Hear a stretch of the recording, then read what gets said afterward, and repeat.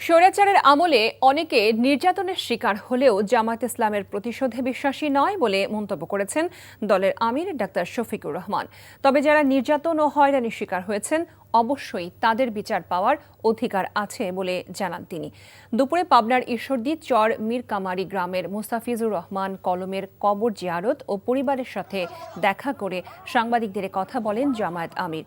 তিনি বলেন, আমরা চাই বাংলাদেশে একটা দুর্নীতিমুক্ত মানবিক সমাজ হোক যেখানে কোনো বৈষম্য থাকবে না।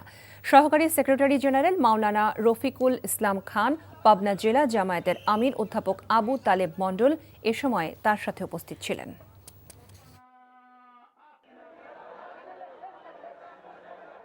15.5 বছর দুর্দণ্ড প্রতাপের পর ক্ষমতা ছেড়ে তারা যখন চলে গেছেন, আল্লাহর কসম আমরা কারো উপরে কোনো প্রতিশোধ নেইনি।